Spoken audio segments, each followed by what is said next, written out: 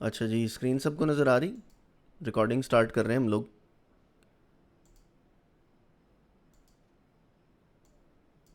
आवाज़ वगैरह भी क्लियर है?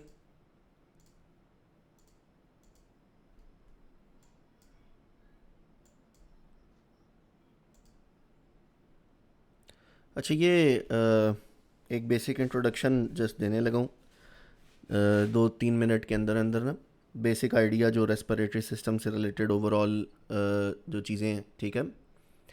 अच्छा, इसमें रेस्पिरेटरी सिस्टम आपको पता है कि मेनली ये एयर को जो है ना वो इनहेल करने के लिए डिज़ाइन किया गया है। और ये करता ये है कि बेसिकली जो ब्लड है ना उसे ऑक्सीजन रिच बना देता है और कार्बन डाइऑक्साइड ब्लड में से रिमूव कर लेता है, ठीक है। इसका मेनली यही मकसद है सिर्फ, ठीक है, कि जो आपका बॉडी कंज्यूम कर लेती है ऑक्सीजन, उसको जो है ये क्या करे,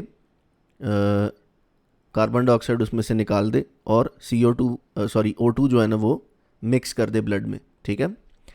ओवरव्यू इसका देखें तो ये जनाब रिस्पॉन्सिबल है ऑक्सीजन इनटेक के लिए और CO2 रिमूवल के लिए। CO2 क्योंकि एसिडिक होती है, मैंने ABGs के लेक्चर में बताया था आप लोगों को।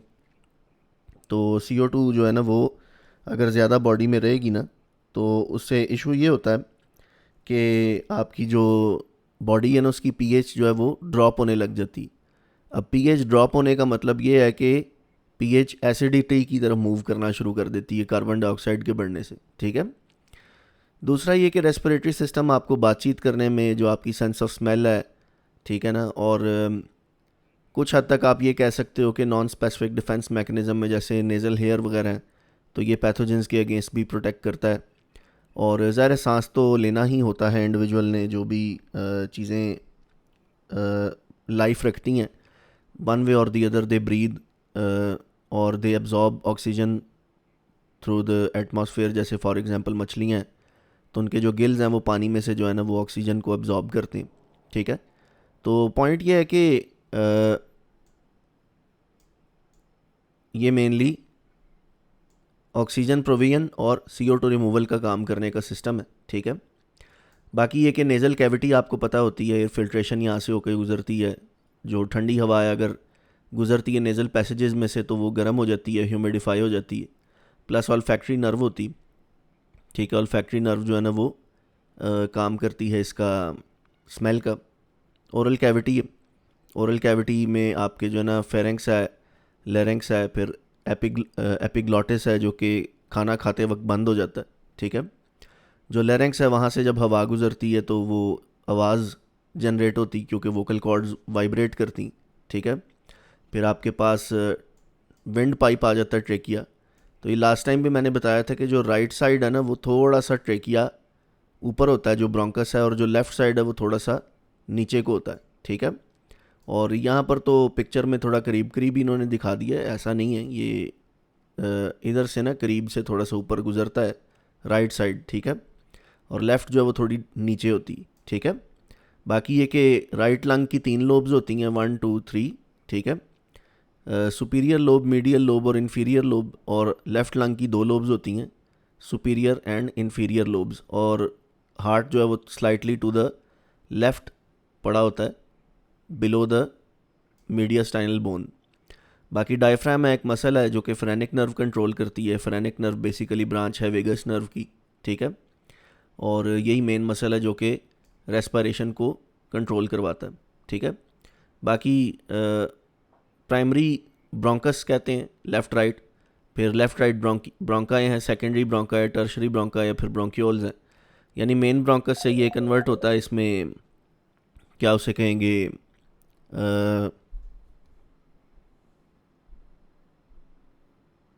ब्रोंकस में, ठीक है।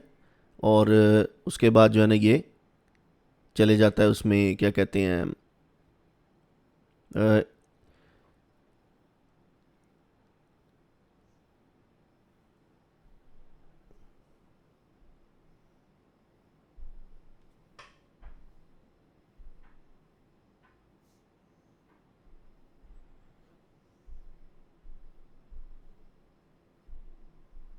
आवाज़ आ रही सबको मेरी?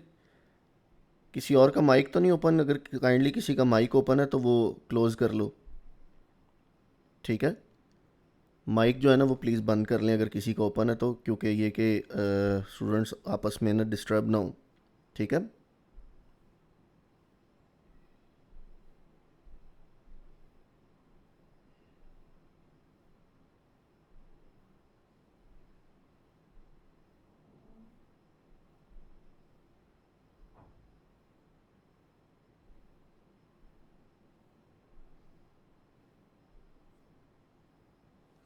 अच्छा, कंटिन्यू करते हैं, सॉरी फॉर इंटरप्शन। तो अपर पैसेजेस की बात करें तो ये अपर रेस्पिरेटरी ट्रैक में आते हैं, ठीक है। और फेरेंक्स, लैरेंक्स, ये सब अपर रेस्पिरेटरी ट्रैक कहलाता है। लोअर की बात करें तो ट्रेकिया, ब्रोंकाई, ब्रोंक्यूल्स, एल्विलॉय, लंग्स, ये सब लोअर रेस्पिरेटरी ट्रैक में आते हैं, ठीक है। और इसी से ही डिफ्रेंशिएट होता है आपका ना अपर रेस्पिरेटरी ट्रैक इन्फेक्शन और लोअर रेस्पिरेटरी ट्रैक इन्फेक्शन, ठीक है। अच्छा, लंग्स की बात करें तो फिर लंग्स में जो है ना वो लंग्स के ऊपर एक लेयर होती है, जैसे हार्ट के ऊपर एक लेयर थी, पेरिकार्डियल लेयर, ठीक है। इसी तरह लंग्स के ऊपर भी एक लेयर होती है, उसे हम प्लूरल लेयर कहते हैं। और प्लूरल लेयर जो है ना वो उसका मेन काम ये होता है कि ये ना लंग्स को एक्सपेंशन रिलैक्सेशन के वक्त फ्रिक्शन से प्रिवेंट करे सराउंडिंग ऑर्गन्स से और टिश्यूज से। क्योंकि आपको पता है कि अगर एक ऑर्गन जो है ना कॉन्टीन्यूसली मूव करता रहेगा ना, ठीक है, तो होता ये है कि जो है ना वो उसके कांस्टेंट मूवमेंट की वजह से फ्रिक्शन जनरेट होती। फ्रिक्शन क्या करती है कि वो वेयर एंड टियर कर देती है। तो जो प्लूरल कैविटी है इसके अंदर प्लूरल फ्लूइड होता है, वो फ्लूइड जो है ना वो प्रिवेंट करता है फ्रिक्शन से, ठीक है। और ये कि प्लूरल स्पेस जो वो दो तरह से आप कह सकते हो कि इसकी लेयर्स होती हैं। एक विसरल प्लूरा है जो कि लंग्स को कवर करती है, और एक पैराइटल प्लूरा है जो कि चेस्ट वॉल को कवर करती है। तो इनके दरमियान जो है ना आपके पास लुब्रिकेटिंग फ्लूइड होता है, ठीक है। तो लंग्स जो है जब वो इनहेल एक्सहेल करें तो फ्रिक्शन से बचते हैं, उससे लंग्स जो है वो इंजर नहीं होते, ठीक है। अच्छा, एल्वेलॉय के अंदर जो है ना वो बेसिकली सेल्स होते हैं जिन्हें हम टाइप 2 सेल्स कहते हैं, ठीक है। टाइप 2 सेल्स जो है ना वो बेसिकली रिस्पॉन्सिबल होते हैं सरफेक्टेंट प्रोडक्शन के लिए। सरफेक्टेंट क्या है? बेसिकली ये एक ऐसा केमिकल होता है जो कि जो है ना वो फ्रिक्शन रिड्यूस किए रखता है, ठीक है ना। और अगर ये सरफेक्टेंट रिलीज़ नहीं होगा ना तो लंग्स जो है ना वो सक्सेसफुली जो है ना वो क्या उसे कहते हैं कि वो नहीं कर पाते, क्या कहेंगे यार,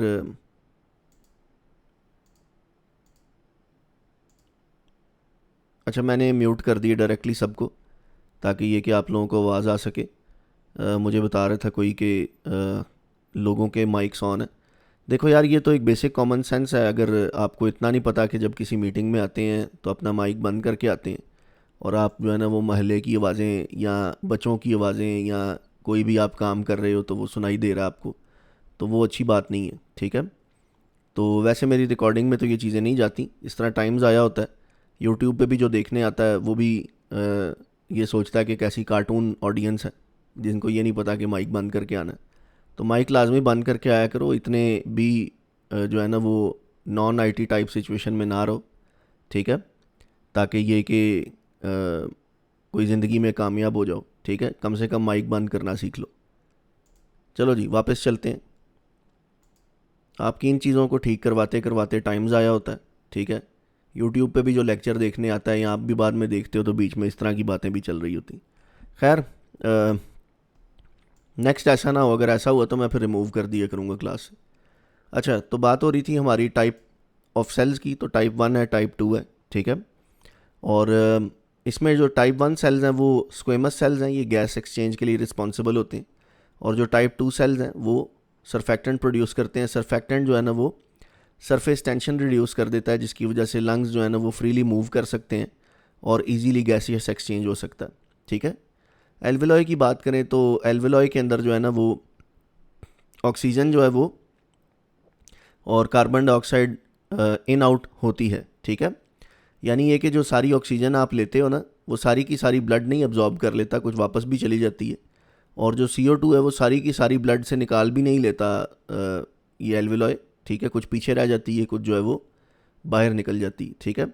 तो एट ऑल टाइम्स जो है ना वो CO2 कुछ ना कुछ ब्लड में रहती है, कुछ ऑक्सीजन भी और न्यू भी आती रहती है, यानी कॉन्टीन्यूस इन्हेलेशन और एक्सहेलेशन से रेस्पिरेशन जो है ना वो गैशियस एक्सचेंज को मेंटेन करती, ठीक है। बाकी ये कि दो तरह की रेस्पिरेशन होती, एक होती है इंटरनल रेस्पिरेशन, एक होती है एक्सटर्नल रेस्पिरेशन। जो एक्सटर्नल रेस्पिरेशन है ना वो एल्वेलॉय के लेवल तक होती, यानी आपने सांस लिया, ऑक्सीजन जो है ना वो एल्वेलॉय से ब्लड में चली गई और कार्बन डाइऑक्साइड जो है ब्लड से एल्वेलॉय में वापस चली गई, ठीक है। यहाँ पर जो है ना जो RBCs गुजर रहे होते हैं ना, ठीक है, ये देखो जैसे ब्लड में से गुजर रहे हैं ना RBCs, तो ये ऑक्सीजन को एब्जॉर्ब कर लेते हैं, अपने साथ बाइंड कर लेते हैं, ठीक है, और CO2 जो है ना वो वापस एल्वेलॉय में डाल देते हैं, ठीक है। अच्छा, इसके बाद बात करें मैकेनिक्स ऑफ ब्रीदिंग की, तो जो एक्सटर्नल रेस्पिरेशन है वो एल्वेलॉय के लेवल तक है, जो इंटरनल है वो जनाब आपकी सेल्यूलर लेवल पे, यानी अगर सेल जो है ना उसको आप देखोगे ना कि सेल के लेवल पर अगर RBC पहुंच गए हैं परफ्यूजन के लेवल पर, तो फिर वो इंटरनल रेस्पिरेशन है, जहाँ पे सेल्यूलर लेवल पर CO2 या ऑक्सीजन का एक्सचेंज हो रहा है। अच्छा, इनहेलेशन में ये होता है कि डायफ्राम जो है ना वो कॉन्ट्रैक्ट करता है, तो फेफड़े फूलते हैं, खुल जाते हैं, इंटरकॉस्टल मसल्स जो है ना वो फूल जाते हैं बाहर को, और रिब केज जो है ना वो बाहर की तरफ को निकलता है, थोरैसिक कैविटी का वॉल्यूम बढ़ जाता है, इंट्रापल्मोनरी प्रेशर भी बढ़ जाता है, एयर अंदर आ जाती है। अगर एक्सहेल करें तो डायफ्राम जो है ना वो रिलैक्स हो जाता है, यानी ऊपर को चले जाता है, इंटरकॉस्टल मसल्स भी रिलैक्स हो जाते हैं, जो रिब केज है वो अंदर को मूव कर जाता है, थोरैसिक कैविटी का वॉल्यूम ड्रॉप कर जाता है, और इंट्रापल्मोनरी प्रेशर जो है वो डिक्रीज़ कर जाता है, यहाँ पर ये एरो डाउन होना चाहिए, ठीक है, और एयर फ्लोज आउट, ठीक है। अच्छा, अभी अगर बात करें लंग वॉल्यूम्स की, ये बहुत ज़्यादा आपको नहीं इसकी ज़रूरत वैसे एनक्लेक्स के हवाले से, लेकिन फिजियोलॉजी में इसका जिक्र किया जाता है, ठीक है। तो मैंने कहा कि चलो मैं जो है ना वो आपके साथ शेयर कर दूं, ठीक है। इसमें अगर आप देखोगे तो टाइडल वॉल्यूम है, ये इंपॉर्टेंट है, 500 ml होता है ये, ठीक है। और इंस्पिरेटरी रिजर्व वॉल्यूम है, ये तकरीबन 3000 ml तक होता है, 2500 से 3000 depending upon the size of the body. फिर एक्सपिरेटरी रिजर्व वॉल्यूम है, ये 1000 से 1200 ml तक होता है, ठीक है।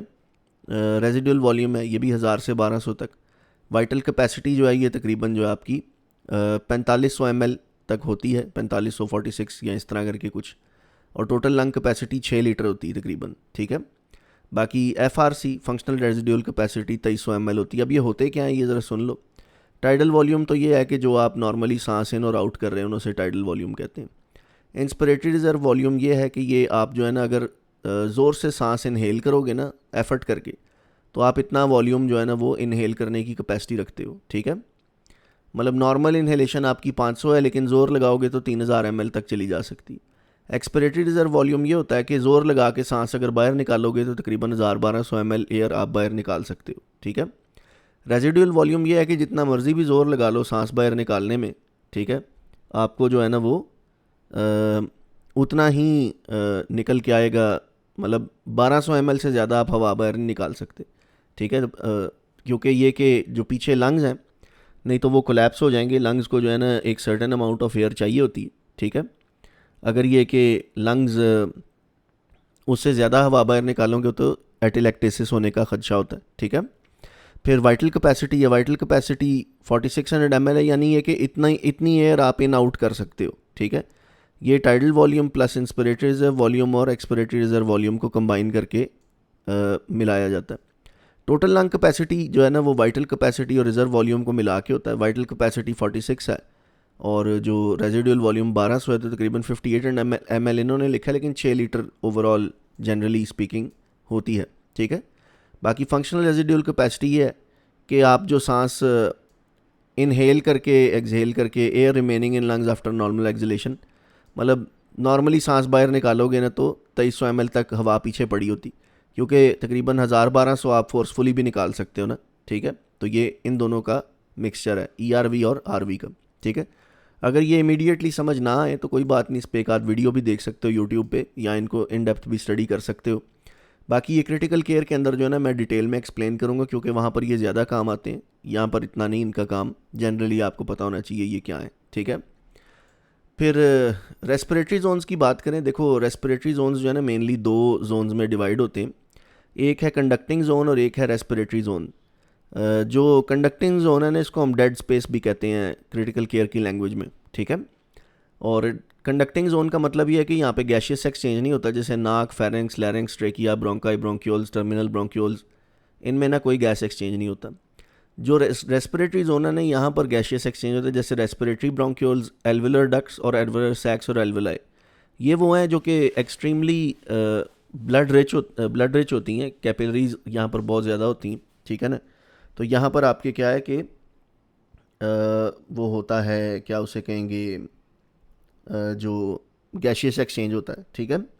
अच्छा, कुछ स्टूडेंट्स ने अभी ज्वाइन किया है, मैं जो है ना 6 बजे अब स्टार्ट कर देता हूँ, आज आज से मैंने स्टार्ट कर दिया 6 बजे वाला काम। तो आप लोग ना कोशिश किया करो कि 5:50 तक, 5:45 तक ना लिंक जब आता है ना ज्वाइन कर लिया करो, ताकि जब मैं 6 बजे आऊँ तो मैं आपको उसी टाइम एक्सेप्ट कर लूँ क्लास में। क्योंकि बहुत सारे स्टूडेंट्स ये कह रहे थे कि सर ड्यूटी पे जाना होता है, तो उनको ये टाइम सूट करता है ड्यूटी से पहले, लेकिन फिर क्लास लेट होती तो वो ड्यूटी पे नहीं जा सकते, ठीक है। अच्छा, नाक में ना आपके बाल जो होते हैं वो लार्ज पार्टिकल्स को तो उधर ही ट्रैप कर लेते हैं, म्यूकस हो तो डस्ट ट्रैप हो जाती है वहाँ पे, बैक्टीरिया वगैरह। दूसरा, नेज़ल सिलिया जो है ये म्यूकस को बाहर मूव कर देते हैं। कफ स्नीज़ करने से जो है ना, अगर फॉर एग्जांपल कोई इरिटेंट्स आ भी गए हैं आपके ना इसमें, तो वो भी एक्सपेल आउट हो जाते हैं। और एल्वुलर मैक्रोफेजेस की बात करें तो ये पैथोजेंस को डिस्ट्रॉय कर देते हैं। वो मैक्रोफेजेस का मैंने कल पढ़ाया था ये, ठीक है। बेसिकली ये फेगोसाइटोसिस का काम करते हैं, यानी ये कि कोई भी बैक्टीरिया या फॉरेन पार्टिकल इनको नज़र आए तो ये उसे एनगल्फ कर लेते हैं। दूसरा ये कि IgA वो जो है ना म्यूकस मेम्ब्रेन्स पे होती है, ये एक इम्यूनोग्लोबुलिन है। इसका काम है कि जो है ना वो इम्यूनिटी प्रोटेक्शन देना, ये एक एंटीबॉडी की तरह काम करती, ठीक है। अच्छा जी, जो सेंटर्स की बात करें तो बेसिकली जो रेगुलेशन होती है रेस्पिरेटरी आपका जो सिस्टम है इसकी, मेड्यूलरी सेंटर से होती। डॉर्सल रेस्पिरेटरी ग्रुप है एक DRG, ये कंट्रोल करता है इंस्पिरेशन को, और एक वेंट्रल रेस्पिरेटरी ग्रुप है, ठीक है। ये करता है इसको क्या कहेंगे उसे,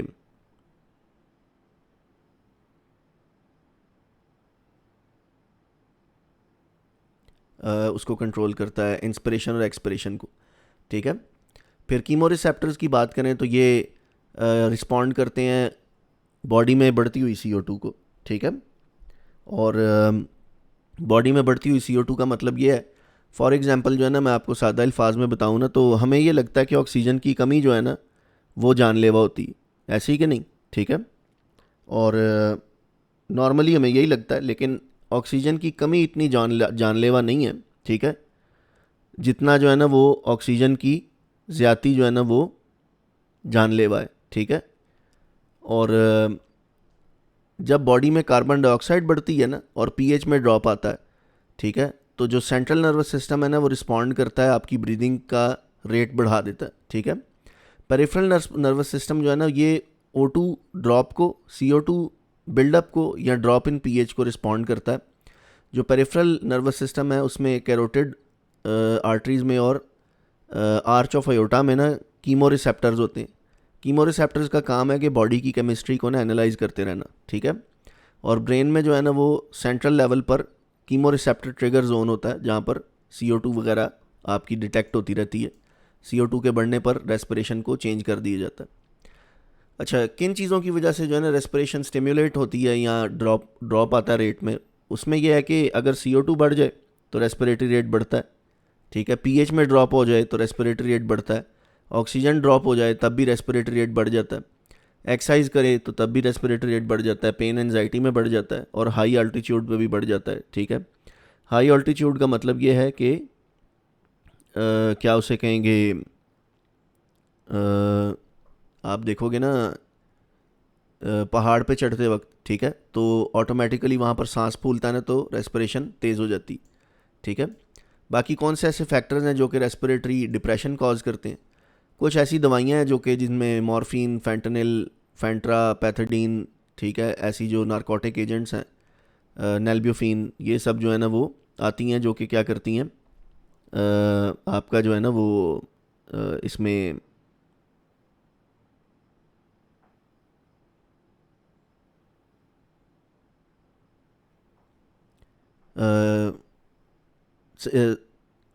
हाँ, CNS का बता रहा था मैं कि CNS डिप्रेसेंट्स जो है ना वो इसमें आती हैं आपकी ना, मॉर्फिन वगैरह जो नारकोटिक ड्रग्स हैं, नेल्ब्यूफिन भी आती है, ठीक है, स्फीयर हाइपोक्सीमिया में, ठीक है, बहुत ही ज़्यादा हाइपोक्सीमिया, ऑक्सीजन लेवल्स बहुत ही लो हो गए हैं, ठीक है, तब भी सांस जो है ना वो डिप्रेस हो जाता है।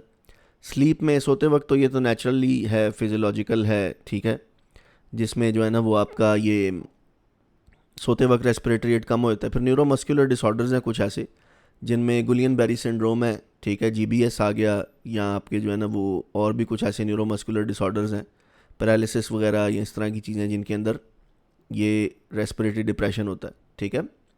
अच्छा, कुछ कॉमन डिसऑर्डर्स हैं, इनको आगे थोड़ा सा डिस्कस करते हैं।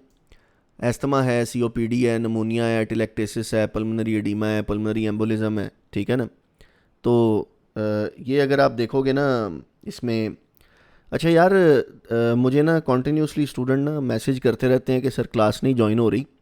बात यह है कि अगर आप टाइम से क्लास ज्वाइन नहीं करोगे तो डेफिनेटली मुझे जो है ना वो बार बार बैक पे जाके आपको देखना पड़ता है कि आपने रिक्वेस्ट भेजी है, और मुझे फिर उसे एक्सेप्ट करना पड़ता है। फिर आप मुझे व्हाट्सएप पे मैसेजेस करते हैं कि सर मेरी क्लास नहीं ज्वाइन हो रही। तो कोशिश करो कि जब मैं लिंक शेयर करता हूँ, आपको पता तो है ही कि 6 बजे क्लास होती है, ठीक है, तो कोई ऐसा कोई सरप्राइज़ तो मैं देता नहीं कि अचानक मैं कहूँ कि आज 6 बजे, आज 2 बजे, आज 3 बजे है, आज अभी है, आज है नहीं। तो इसलिए ये कि जब आपको रूटीन का पता है तो टाइम से आओ क्लास में, ताकि आप जो है ना वो मुझे फिर व्हाट्सएप पे मैसेज करते हो भी देखो मैं किसी और बात पे लग गया हूँ, ठीक है। तो आप जो है ना वो टाइम वेस्ट करते हो इस तरह, फिर बाकी स्टूडेंट्स का भी। दूसरा, थोड़ा सा टेक्स्ट हैवी हो जो, एक लिंक ही तो क्लिक करना होता है, उस पर लिंक क्लिक करें तो वो गूगल मीट ऑटोमेटिकली खुल जाता है, ठीक है। तो कोशिश करो कि ज़रा ये चीज़ें सेटअप अपनी करो अपनी साइड से। अभी ये कि अगर फॉर एग्जांपल 6:15 के बाद कोई लॉगिन के लिए रिक्वेस्ट भेजेगा ना, तो मैं फिर उसे बाहर ही बैठा रहने दूंगा, ठीक है, ताकि आपकी फिर आदत बने कि आप 6 बजे क्लास में आएँ, ठीक है। अच्छा, तो ये बेसिक डिसऑर्डर्स हैं कुछ, एस्थमा, COPD, पल्मोनरी एडीमा है, नमोनिया है, पल्मोनरी एम्बोलिज्म है, इनको देखते हैं, ठीक है। मेनली नर्सिंग असेसमेंट के अंदर ना, जब आपके पास पेशेंट्स आते हैं ना ऐसे जो रेस्पिरेटरी डिसऑर्डर्स के साथ हैं, ठीक है, तो रेस्पिरेटरी रेट और पैटर्न उनका चेक करना होता है, डेप्थ कैसी है रेस्पिरेशन की, किसी किस्म की कोई एडवेंटेशियस साउंड्स तो नहीं है। एडवेंटेशियस साउंड्स का मतलब है वीज रोंकाए या इस तरह की जो चीज़ें होती हैं ना, ठीक है। और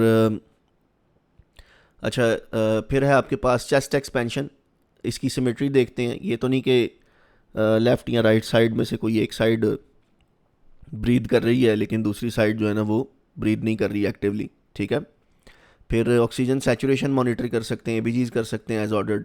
now there are a bundle of test that can be performed on a patient with respiratory disorders, but some of them are these. फिर PFT आ जाते हैं, पल्मोनरी फंक्शन टेस्ट हैं, और भी बहुत सारे मतलब इसमें ना आपके टेस्ट हैं, ठीक है। अच्छा, मेन इंटरवेंशंस जो हाईलाइट है ना एनक्लेक्स की, वो ये है कि मरीज़ का एयरवे पेटेंट रहना चाहिए। मरीज़ को सांस नहीं आ रहा तो हाई फॉलोअर्स में बिठा दो, ऑक्सीजन लगाओ उसको as prescribed, deep breathing encourage करो, कफिंग इनकरेज करो उसको अगर बलगम वगैरह तो, ठीक है। इंसेंटिव पायरोमीटर का यूज़ सिखाओ उसे, ठीक है। वाइटल साइंस मॉनिटर करना, saturation of partial pressure of oxygen monitor करना, ABGs मॉनिटर करना, ठीक है। और when to seek immediate help, बहुत ही ज़्यादा सीवियर शॉर्टनेस ऑफ ब्रेथ हो उस केस में, होंठ वगैरह साइनोस हो जाएं, ठीक है। अगर नेल साइनोस हो ना तो ये पेरिफेरल साइनोसिस है, अगर जो है वो लिप साइनोस हो जाएं तो ये सेंट्रल साइनोसिस है, ठीक है। और SpO2 अगर ड्रॉप हो रही हो 90 से, मेंटल स्टेट ऑल्टर हो रही हो, रेस्टलेस हो, मरीज़ कंफ्यूज्ड हो, इस केस में जो है ना वो इमीडिएट हेल्प चाहिए होती है। कुछ एनक्लेक्स की वैल्यूज़ की अगर बात करें तो, की पॉइंट्स की बात करें तो, बेसिक एनाटमी फिजियोलॉजी आपको पता होनी चाहिए, नॉर्मल लैब वैल्यूज़ वगैरह, नॉर्मल असेसमेंट्स क्या हैं, ठीक है। जैसे लंग्स बायलेटरली साउंड करते हैं, जो है ना वो क्या उसे कहते हैं, इक्वली और रेजोनेंट होते हैं परकशन पे। फिर prioritise airway breathing and oxygenation, ठीक है। अगर MCQs आते हैं ना प्रायोरिटाइजेशन के, उसमें एयरवे ब्रीदिंग और ऑक्सीजन को बहुत ज़्यादा तरजीह दी जाती है। अर्ली साइंस डिटेक्ट करना आपको पता होना चाहिए रेस्पिरेटरी डिस्ट्रेस के, और implement safety and infection control, क्योंकि रेस्पिरेटरी इन्फेक्शंस हो सकते हैं मरीज़ को अगर पुअर हाइजीन या पुअर जो है ना उसको वो नर्सिंग केयर प्रोवाइड की जाए तो, ठीक है। इसलिए सेफ्टी और इन्फेक्शन कंट्रोल भी ज़रूरी है अपर रेस्पिरेटरी ट्रैक या लोअर रेस्पिरेटरी ट्रैक को करने के लिए मैनेज, ठीक है। अच्छा, अभी ये डिजीज़ेज़ हैं तो ये 1 2 3 4 5 6 7 8 9 10 11 12 13 14 15 16 17 18 19 20, ठीक है, तकरीबन 20 एक डिसऑर्डर्स हैं जो कि जो है ना वो एक समरी के तौर पे मैंने यहाँ पर दिए हुए हैं, ठीक है। मेनली इनका जो है ना वो मेन गोल जो है ना रेस्पिरेशन का ना यही रहेगा कि मरीज़ को सांस ठीक से आए। अगर ऑक्सीजन की कमी है तो ऑक्सीजन लगा दी जाए, ठीक है। अगर जो है ना वो वेंटिलेटर पे डालने की नीड है तो वेंटिलेटर पे डाल दिया जाए। अगर इन्फेक्शन है तो एंटीबायोटिक स्टार्ट कर दी जाए। शॉर्टनेस ऑफ ब्रेथ है तो सीधा बिठा दिया जाए। स्लीप एपनिया होता है तो इस तरह के केस के अंदर आप सीपैप थेरेपी वगैरह यूज़ करते हो, जो कॉन्टीन्यूस पॉजिटिव प्रेशर वेंटिलेशन है। पॉजिटिव प्रेशर आपका जो है ना सीपैप होता है, कॉन्टीन्यूस पॉजिटिव एयरवे प्रेशर, हाँ ठीक है। या बाईपैप का सीपैप का यूज़ करना, ये पता होना चाहिए आपको, ठीक है। बाकी ये कि बेसिक इनको देख लेते हैं। अब जैसे एक्यूट ब्रोंकाइटिस की बात करें, मेनली ये वायरल या बैक्टीरियल इन्फेक्शन की वजह से हो सकता है। ब्रोंकाइटिस का मतलब है कि ब्रोंकाई का इन्फेक्शन, ठीक है। इरिटेंट्स हैं, स्मोक पोल्यूशन, एलर्जेंस वगैरह। सिम्टम्स में खांसी करता है मरीज़, wheezing, bronchi sounds, chest discomfort feel होती है उसे, लो ग्रेड फीवर वगैरह हो सकता है। तो फ्लूइड्स इंक्रीज़ कर सकते हो आप रेस्पिरेटरी डिसऑर्डर्स वाले मरीज़ को, एज लॉन्ग एज वो किडनी का पेशेंट नहीं है या CHF वाला नहीं, ठीक है। CHF वाले का मतलब ये है कि ऐसा मरीज़ जो कि जो है ना वो कंजेस्टिव हार्ट फेलियर के साथ है, क्योंकि उनकी राइट साइड जो है ना हार्ट की पहले ही ज़्यादा ओवरलोड में होती है, पेरिफेरल एडिमा भी होता है, तो उनको बहुत ज़्यादा पानी नहीं दे सकते। बाकी इनको ह्यूमिडिफाइड एयर देनी चाहिए, ब्रोंकोडायलेटर्स दे सकते हो, एक्सपेक्टोरेंट्स दे सकते हो, टीच कर सकते हो कफ और डीप ब्रीदिंग वगैरह, ठीक है। अच्छा, सिस्टिक फाइब्रोसिस एक इशू है। सिस्टिक फाइब्रोसिस ये है कि बेसिकली जो है ना वो ब्रोंकाई क्रॉनिक इन्फ्लामेशन की वजह से ना, ये इन्फेक्शन की वजह से परमानेंटली डायलेट हो जाती, और वहाँ पर जो है ना वो फाइब्रोसिस स्टार्ट हो जाता है। फाइब्रोसिस ये है कि टिशू जो है ना वो थोड़ा चेंज हो गया है, अब वो नहीं रह गया जो पहले था। कॉजेज सिस्टिक फाइब्रोसिस है इसका ब्रोंकी नहीं, ये क्या लिखा हुआ है, ये तो ब्रोंकाइटिस था, ये क्या लिखा हुआ, ये कंडीशन है, मैंने भी फर्स्ट टाइम ही सुनी है। ब्रोंकिटेसिस है, ठीक है भाई, चलो।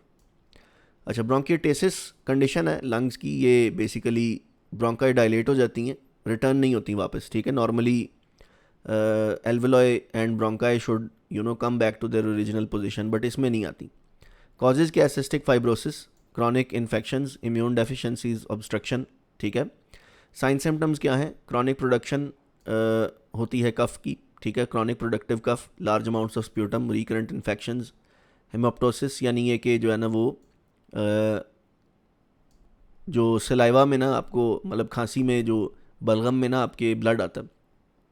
नर्सिंग मैनेजमेंट में फिजियोथेरेपी वगैरह, chest physiotherapy, antibiotics, hydration, nebulisers और मॉनिटर फॉर कॉम्प्लिकेशंस है, ठीक है। सिस्टिक फाइब्रोसिस की बात करें, बेसिकली CFTR जीन होती है एक, ये अगर जो है ना इसमें एक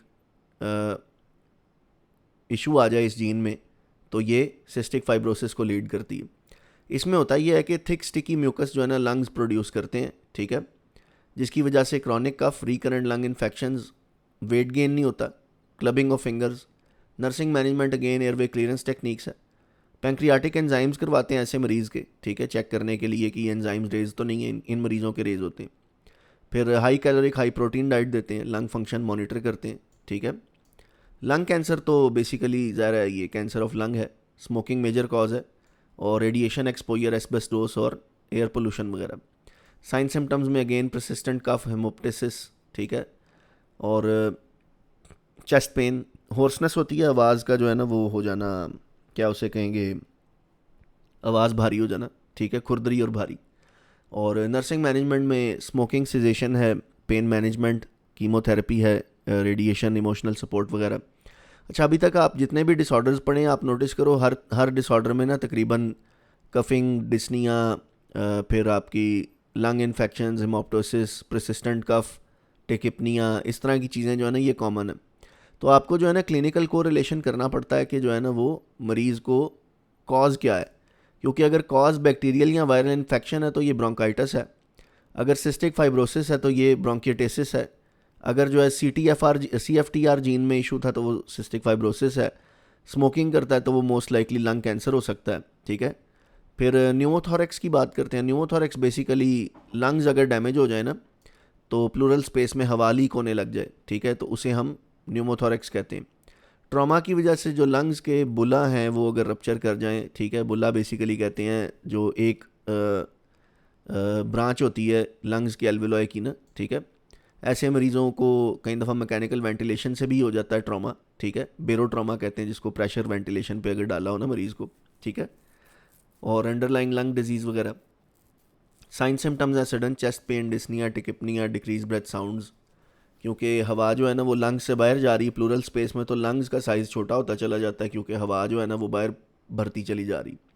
और इनकी एक साइड पे तो आपको ब्रीदिंग साउंड सुनाई देती हैं, दूसरी लंग साइड पे जो डैमेज है उस साइड पे नहीं सुनाई देती। फिर बाकी ऑक्सीजन थेरेपी कर सकते हैं इनकी, चेस्ट ट्यूब इंसर्शन इनको करनी पड़ती है, ठीक है। रेस्पिरेटरी स्टेटस मॉनिटर करते हैं और रिकरेंस को प्रिवेंट करने के लिए मरीज़ को मॉनिटर करते हैं, ठीक है। फिर है जी आपका हीमोथोरेक्स। हीमोथोरेक्स बेसिकली न्यूमोथोरेक्स का कह सकते हो कि ज़्यादा वर्स सिचुएशन है। उसमें हवा प्लूरल स्पेस में जा रही थी, जो कैविटी आपकी प्लूरल कैविटी, और इसमें जो है ना ब्लड जा रहा है। इसके भी causes trauma, surgery, ruptured vessel, tumour वगैरह, ठीक है, को ब्लीड कर गया ट्यूमर। तो साइन सिम्टम्स में डिस्निया, चेस्ट पेन, डलनेस होती है इसमें प्रकशन करने पर, क्योंकि वाटर जहाँ पर भी आता है ना वो डल साउंड प्रोड्यूस करता है, ठीक है। फिर आपके पास आता है जी क्या उसको कहते हैं, नर्सिंग मैनेजमेंट। इसकी बात करें तो चेस्ट ट्यूब वगैरह डालते हैं, इसमें भी मॉनिटर करते हैं वाइटल साइंस को। प्लस इसमें HB HCT भी मॉनिटर करना ज़रूरी होता है क्योंकि ब्लीडिंग हो रही है ना लंग्स के प्लूरल कैविटी के अंदर, तो वो देखना ज़रूरी है कि ब्लड ड्रॉप तो नहीं कर रहा है HB। ऑक्सीजन लगा सकते हैं उनको, पेन मैनेजमेंट करते हैं इनकी, ठीक है। ARDS की बात करें तो एक्यूट रेस्पिरेटरी डिस्ट्रेस सिंड्रोम है, ये सीवियर इन्फ्लामेशन है लंग्स के टिशू की, जिसकी वजह से फ्लूइड बिल्डअप होता है एल्वियोलाई में और सीवियर हाइपोक्सीमिया होना शुरू हो जाता है, ठीक है। ये सेप्सिस, नमोनिया, ट्रॉमा, एस्पिरेशन की वजह से हो सकता है। साइन सिम्टम्स में सीवियर डिस्निया, लो ऑक्सीजन सैचुरेशन, दोनों साइड पे आपको एक्सरे में इन्फिल्ट्रेट्स नज़र आ सकते हैं ARDS के मरीज़ के।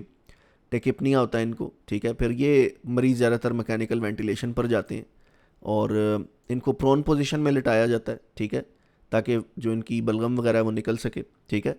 और फ्लूइड मैनेजमेंट इनकी बहुत टाइट रखी जाती है क्योंकि ऑलरेडी लंग्स जो है ना वो एक तरीके का फ्लूइड में ही डूब रहे होते हैं। ABG मॉनिटरिंग इनकी बड़ी टाइट की जाती है ताकि इनका, क्योंकि वेंटिलेटर पर है ना तो ABG मॉनिटर करना ज़रूरी होता है डिपेंडिंग अपॉन के मरीज़ की क्या कंडीशन है। फिर एस्पिरेशन नमूनिया, अगर खाते वक्त जो है ना पानी या लिक्विड या वॉमिट की, तो वॉमिट जो है ना वो लंग्स में चली गई बजाय इसके कि बाहर आती, तो उस केस के अंदर जो है ना आपको एस्पिरेशन नमूनिया का मरीज़ मिल सकता है, जिसमें decrease level of consciousness, dysphagia, ठीक है, यानी निगलने में दुश्वारी, अल्कोहल ड्रग यूज़ की वजह से हो सकता है ये, और गैस्ट्रोएसोफेजियल रिफ्लक्स डिजीज़ की वजह से हो सकता है। यानी ये कि अगर फॉर एग्जांपल मरीज़ का लेवल ऑफ कॉन्शियसनेस अच्छा नहीं था, स्वॉलिंग डिफ़िकल्टी थी, अल्कोहल इस्तेमाल करता है, ड्रग्स यूज़ करता है, या गैस्ट्रोएसोफेजियल रिफ्लक्स डिजीज़ का मरीज़ है, तो उसको ये एस्पिरेशन नमूनिया हो सकता है। अच्छा, इसका ना सादा सा तरीक़ेकार ये है कि देखो मरीज़ को ना सीधा बिठाना चाहिए जब आप जो उसे खाना शाना खिलाते हो ना, ठीक है। अगर आप मरीज़ को सीधा नहीं बिठाओगे ना, प्रॉब्लम ये होगी कि अगर पेशेंट ने कुछ खा लिया ना, तो होगा ये कि वो इवेंचुअली जो है ना वॉमिट भी कर सकता है। वॉमिट करेगा तो निगल भी सकता है उस वॉमिट को। एक दफ़ा मेरे साथ ये सिचुएशन हुई थी कि ICU में ना मरीज़ आ गया मेरे पास, तकरीबन जो है ना क्या उसे कहते हैं, इवनिंग ड्यूटी थी। खैर मुझे पता था मैं ICU में जब जाता हूँ तो सबसे ज़्यादा मुश्किल तरीन मरीज़ ही मेरा लिए उन्होंने रखा होता, तो मैं चुप करके जो है ना उस वाली बेड साइड पर चले जाता था जहाँ पर मरीज़ सबसे ज़्यादा तड़प रहा हो बेचारा, ठीक है। खैर ऐसे ही हुआ, इवनिंग ड्यूटी थी मेरी, 2 बजे मैं पहुंचा, 2:30 बजे तक मेरे पास एक काफ़ी डिफ़िकल्ट पेशेंट था। उसको 8 लाइन भी डाल दी, सेंट्रल वीनस लाइन भी डलवा ली, ठीक है ना, उसको TPN भी शुरू कर दिया, फिर उसका जनाब अपना डायलिसिस भी, आई थिंक उसका नहीं, डायलिसिस नहीं था चल रहा, लेकिन पोस्ट लिवर ट्रांसप्लांट था, उसको एसाइटीज़ था, एब्डोमेन उसका डिस्टेंडेड था। तो हुआ ये कि मतलब सब कुछ हो गया। रात को जब 10 बजे मैं नोट्स डालने लगा तो मैंने सोचा चलो यार हैंडेड ओवर डाल ही लेते हैं, बस मरीज़ अब स्टेबल ही ऑलमोस्ट, ठीक है। उसको थोड़ा सा सीधा करके बिठाया हुआ था। तो हुआ ये कि जनाब मरीज़ को मैंने कहा यार चलो शर्ट गंदी है मरीज़ की, अच्छा नहीं लगता, हैंड ओवर करना है तो शर्ट ही चेंज करा देते हैं, ठीक है। खैर मेरी इंटेंशन अच्छी थी, मैंने थोड़ा सा हेड ऑफ द बेड जो है ना वो लोअर किया ना, तो मरीज़ ने ना एकदम वॉमिट कर दी। वो जैसे ही उसने वॉमिट की ना, तो वो सारी वॉमिट जो है ना वो खुद ही इनहेल कर गया, मतलब सांस की नाली में चली गई। तो हुआ ये कि उसी टाइम उसको इंट्यूबेट करने की कोशिश की गई, ठीक है, और सक्शन वगैरह करने की कोशिश की गई, जो हमारे वहाँ पे इमीडिएट इंटेंसिविस्ट था, जो एनेस्थीसियोलॉजिस्ट था, ठीक है। बट ये कि मरीज़ नहीं बचा। उस दिन मुझे इस बात की समझ आई कि जो मरीज़ एस्पिरेशन नमूनिया या एब्डोमिनल डिस्टेंशन के साथ हो ना, उनको एनजी ट्यूब पहले डाल देनी चाहिए, ताकि ये कि उनका जो है ना, जो गट में अगर कुछ है पड़ा हुआ तो वो ड्रेन आउट हो जाए, ठीक है। तो पॉइंट ये है कि एस्पिरेशन नमूनिया बड़ी गंदी चीज़ है, मरीज़ों को जब होता है तो ये पता भी नहीं चलता, एकदम मरीज़ ऊपर पहुंच सकता है, ठीक है। और लेवल ऑफ कॉन्शियसनेस उसका भी लो था, ठीक है। बाकी अल्कोहल ड्रग यूज़र तो वो नहीं था, लेकिन लिवर ट्रांसप्लांट पोस्ट था, तो वो डेफिनेटली उसका लिवर ठीक से काम नहीं था कर रहा, जिसकी वजह से उसको हेपेटिक एन्सेफलोपैथी वगैरह भी थी। अच्छा, हाइपर सेंसिटिविटी निमोनाइटिस की बात करें, ये वो है कि जिसके अंदर किसी एलर्जिक रिएक्शन की वजह से ना, कोई डस्ट पार्टिकल्स, मोल्ड या इस तरह की चीज़ों की वजह से, bird proteins, mould, fungi, chemicals, repeated exposure हुआ उनका, तो ये जो है ना वो इन्फ्लेम कर गई जो लंग्स की टिश्यूज़ हैं। साइन सिम्टम्स कफ, डिस्निया, फीवर, चिल्स, फटीग। और नर्सिंग मैनेजमेंट में एक्सपोजर रिमूव करो, ठीक है, कॉर्टिकोस्टेरॉइड थेरेपी दो, ऑक्सीजन थेरेपी दो, रेस्पिरेटरी स्टेटस मॉनिटर करो ऐसे मरीज़ का, ठीक है। फिर बात करते हैं स्लीप एपनिया की। स्लीप एपनिया में ये होता है मेनली कि बंदा सोता है ना, ठीक है, जिसमें स्पेशली ओबेसिटी वाला मरीज़ है, या ऑब्स्ट्रक्टिव स्लीप एपनिया OSA की बात हो रही है, न्यूरोलॉजिकल डिसऑर्डर्स के साथ, या स्मोकर है, अल्कोहल अब्यूज़र है, उस केस में ना ये सोते हैं तो इनका सांस बंद हो जाता है, और ये रात को सोते वक्त खराटे लेते हैं, दिन के टाइम भी इनको नींद आती है, सुबह उठते हैं तो सर में दर्द होता है, कंसंट्रेशन में डिफ़िकल्टी होती है इनकी, क्योंकि ऑक्सीजन प्रॉपरली बॉडी को नहीं मिल रही होती ना ओवरनाइट, और रेस्टलेस रहते हैं ये। फिर इनको सेंट इस पर लगाया जा सकता है continuous positive airway pressure machine जो होती है ना, CPAP मशीन। तो CPAP बेसिकली ऐसी मशीन है जो कि इनहेलेशन एक्सहेलेशन पे एक ही प्रेशर देती है, जैसे 5 सेंटीमीटर ऑफ वाटर। तो ये इनहेलेशन पे तो 5 सेंटीमीटर ऑफ वाटर नहीं चाहिए होता बंदे को, एक्सहेलेशन पे वैसे ही हमारे पास 5 सेंटीमीटर ऑफ वाटर प्रेशर पड़ा होता है पीप की शक्ल में। पीप जो है वो पॉजिटिव एंड एक्सपिरेटरी प्रेशर कहते हैं इसको ना, क्रिटिकल केयर की लैंग्वेज में। तो अगर आपने क्रिटिकल केयर में नहीं काम किया, कोई बात नहीं, आगे लेक्चर्स आएंगे तो आप वो ले सकते हो, आपको क्लियर हो जाएगा, ठीक है। अच्छा, वेट लॉस वगैरह इस तरह के मरीज़ का करवाएं, क्योंकि ये ओबेसिटी वाले मरीज़ों में ज़्यादा होता है। सेडेटिव्स अवॉइड करें, अल्कोहल अवॉइड करें, क्योंकि ये सेंट्रल नर्वस सिस्टम और रेस्पिरेटरी डिप्रेसेंट्स होते हैं। स्लीप हाइजीन टीच करें कि ताकि टाइम से सोएं, ठीक है ना। अच्छा, फिर बात करते हैं इसकी हम जनाब अपना पल्मोनरी हाइपरटेंशन की। पल्मोनरी हाइपरटेंशन एक डिसऑर्डर है जो कि बेसिकली ऐसे पेशेंट्स में होता है जो कि आपके पास ना कंजेस्टिव हार्ट फेलियर टाइप मरीज़ जो होते हैं ना, देखो होता ही है कि अगर right side of the heart जो है ना वो फेल है ना, तो वो लंग्स में ब्लड पंप नहीं कर सकेगी। सॉरी, लेफ़्ट साइड अगर फेल है ना, ठीक है, तो लंग से ब्लड ना उठा नहीं सकेगी, ठीक है, क्योंकि लंग से ब्लड उठाने वाली साइड जो है ना वो लेफ़्ट है हार्ट की, ठीक है। तो लेफ़्ट साइड अगर फेल है तो वो ब्लड पीछे पूल होता रहेगा लंग्स में, पूलिंग होगी तो पल्मोनरी हाइपरटेंशन होगी, यानी पल्मोनरी आर्टरी में ब्लड पड़ा रहेगा। लंग्स जो है ना वो फिर उनमें पड़े रहने की वजह से मरीज़ को सांस नहीं आता, ठीक है।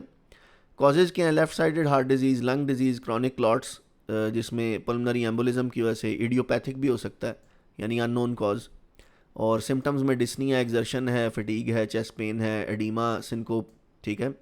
नर्सिंग मैनेजमेंट में ऑक्सीजन थेरेपी दी जा सकती मरीज़ को, डायूरेटिक्स दी जा सकती ताकि फ्लूइड रिमूव किया जाए, ठीक है। और फ्लूइड स्टेटस चेक करते हैं ऐसे मरीज़ का, एक्टिविटी उतनी ही कराते हैं जितनी मरीज़ टॉलरेट कर सके। फिर अल्फ़ा 1 एंटी ट्रिप्सिन डेफिशिएंसी, ये एक जेनेटिक डिसऑर्डर है जिसकी वजह से एम्फीसीमा और लिवर डिजीज़ हो सकती है, ठीक है। और जेनेटिक म्यूटेशन है, deficiency of AAT protein main cause है इसका। साइन सिम्टम्स क्या हैं जी इसके? अर्ली ऑनसेट एम्फीसीमा स्टार्ट हो जाता है, dyspnoea, chronic cough, liver dysfunction, ठीक है।